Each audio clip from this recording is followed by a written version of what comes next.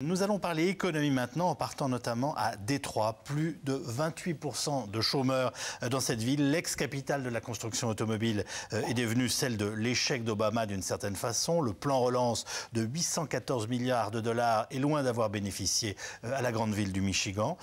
Criminalité en hausse, record national pour le chômage. Bref, à Détroit, on est bien loin du Yes We Can. Et en tout cas, vous allez le voir dans la ville, certains quartiers sont quasiment désormais fantomatiques. Sur place, le reportage de Fabrice Hauss. De loin, Détroit a conservé son allure de grande ville américaine. Mais ses rues désertées sont le symbole d'une Amérique engluée dans la crise et pour les anti-Obama, l'échec économique du président.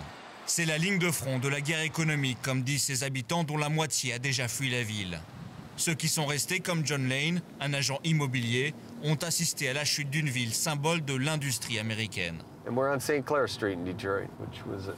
Avant, ici, c'était un quartier très agréable, familial. Maintenant, c'est déserté parce que l'endroit change et qu'il y a un fort taux de criminalité.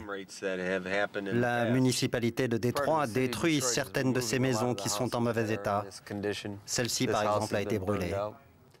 Cette maison-là a besoin de rénovation. Apparemment, quelqu'un a commencé à faire des travaux, mais il a perdu la maison entre-temps.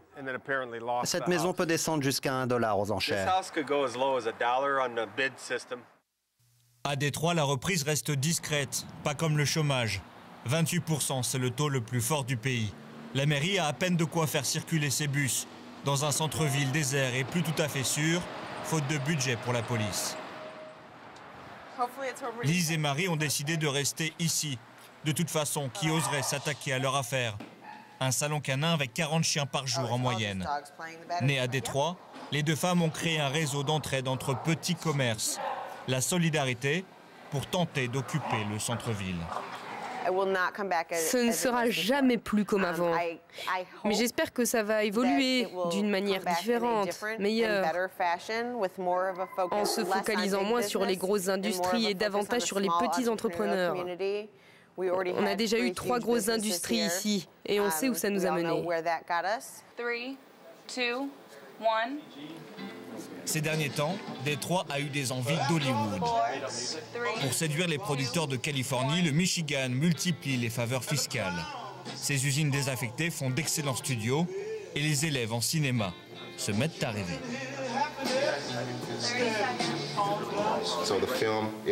L'industrie du film est rafraîchissante pour Détroit. Est-ce que cela peut prendre la relève? Prendre la relève? Oui, si plus de films se tournent ici. Clint Eastwood est venu, Drew Barrymore. Si les films et les stars commencent à venir dans le Michigan, alors oui, bien sûr. Mais au-delà du cinéma, certains connaissent la croissance à Détroit.